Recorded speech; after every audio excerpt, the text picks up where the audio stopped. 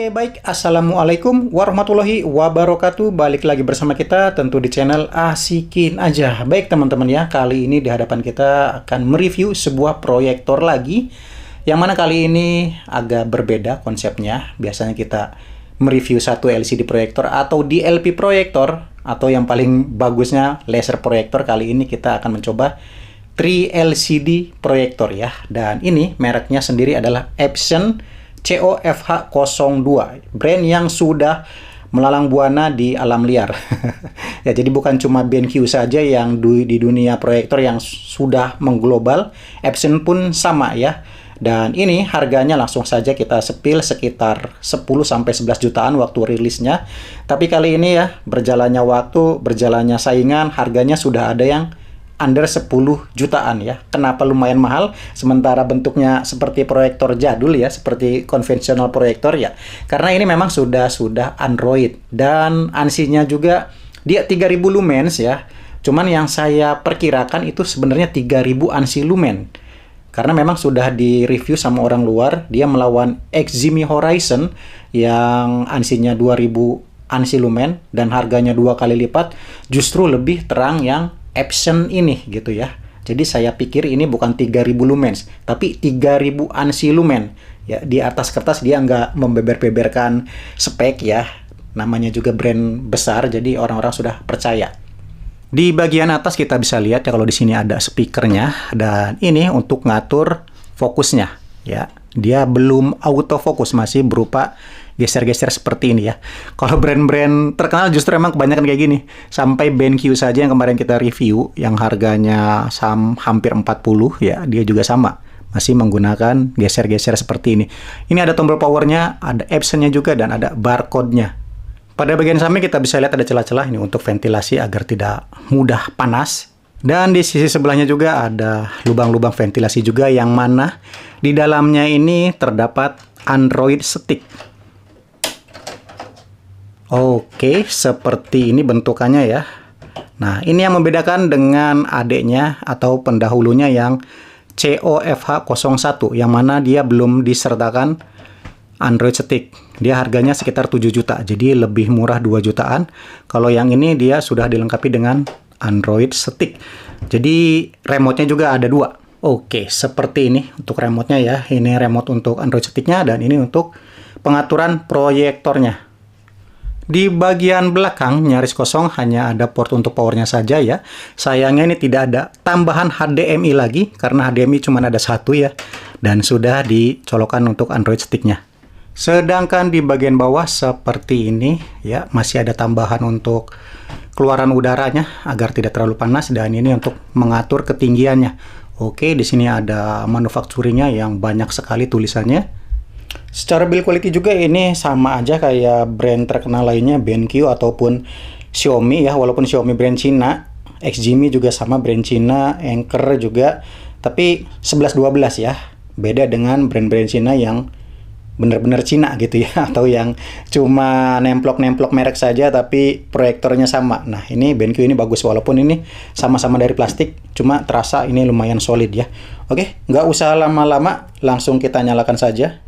Baik, inilah tampilan dari homepage-nya sendiri ya, dan karena memang sudah tersertifikasi Google, jadi tampilannya seperti ini, simple, dan segala aplikasi itu sangat lengkap.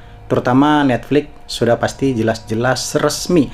Dan ini keadaan kamar terang, ini terlihat kalau di sini gambarnya sangat-sangat jelas ya. Dan kelebihannya 3 LCD dibanding LCD 1, dia lebih merata. Di bagian sudut-sudutnya hampir ya, saya rasa sih mirip DLP punya. Jadi di pinggir-pinggirnya itu tetap tajam, tidak ngeblur.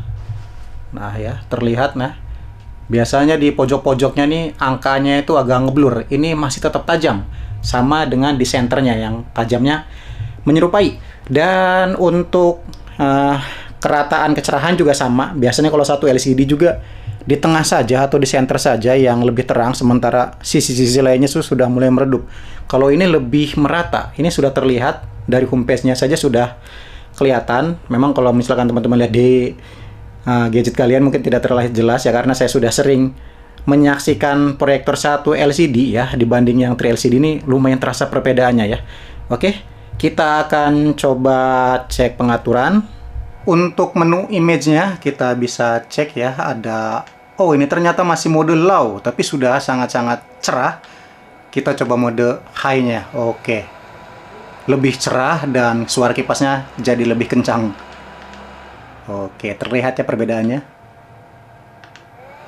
Oke, kita balikan lagi ke mode low. Untuk color mode-nya ada cinema, vivid seperti ini, dia lebih ke biruan, dynamic, agak kehijauan ya, dan natural. Oke, seperti ini lebih ke warm ya. Kita balik lagi ke cinema. Oke, di sini ada expert setting.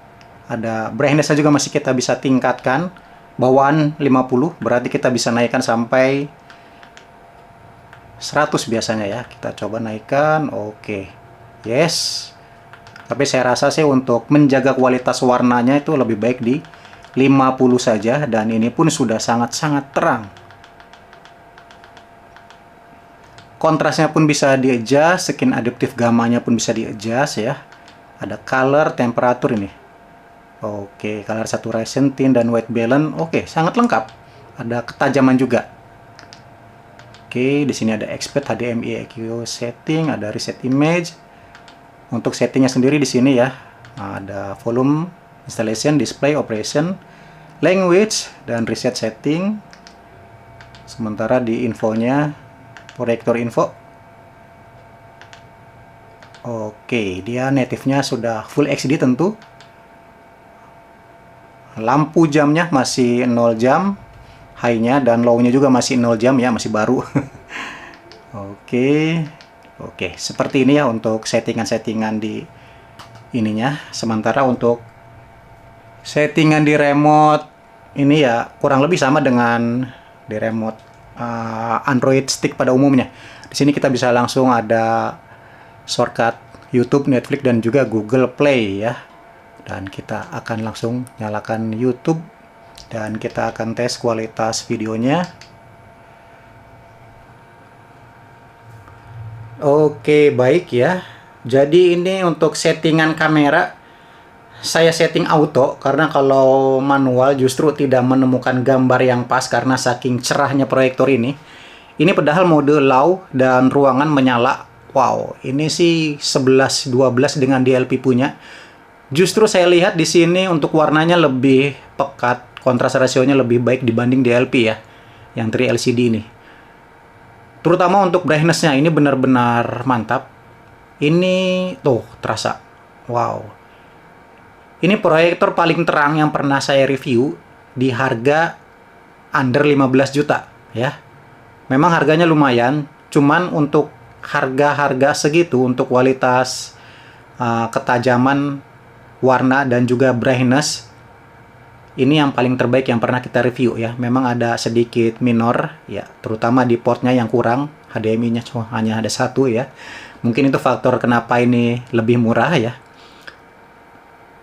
Oke, kita akan coba matikan. Oke, seperti ini dan wow ya, benar-benar memanjakan mata. Ini kita cek. Oke, sanggup sampai 4K 60 fps ya, mantap ya.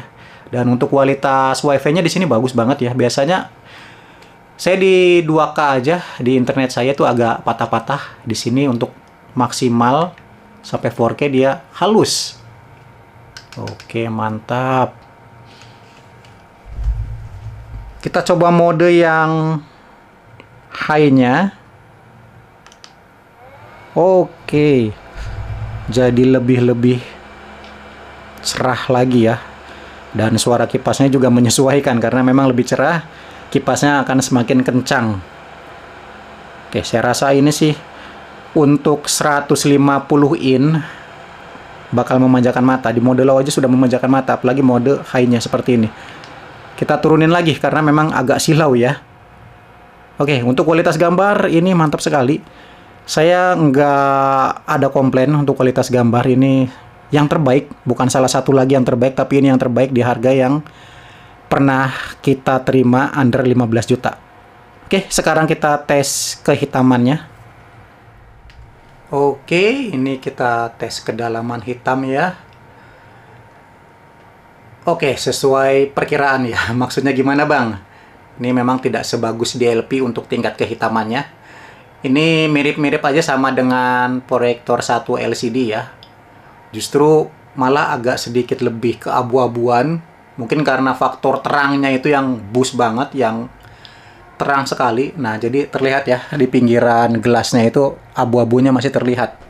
Oke, dan ini pun bisa dimaklumi karena memang peruntukannya memang ini cari kecerahan ya di proyektor ini, bukan cari tingkat kehitaman. Ya, jadi sekali lagi kalau teman-teman nggak butuh tingkat hitam yang bagus, butuh kecerahan aja yang mumpuni ya, diajak buat nobar, ini sudah sangat mantap ya. Cuman ya di sininya aja yang sedikit kurang. Oke, kita akan tes kualitas audionya.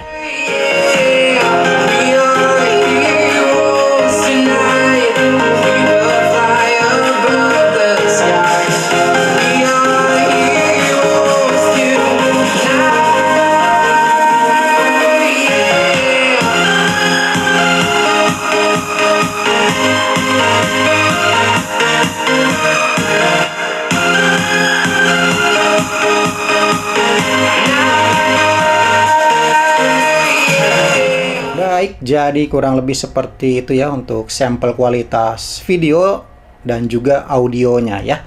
Dan di sini kita bisa menyimpulkan kalau untuk kualitas gambar, terutama kecerahan dan juga warnanya, ini sih menang-menang di segala harganya ya. Mantap banget ya, kecuali teman-teman yang butuh tingkat kedalaman hitam yang bagus layaknya DLP ya, ini sih bukan jadi opsi. Dan salah satu kekurangannya lagi, ini tidak ada port yang banyak ya, terbatas.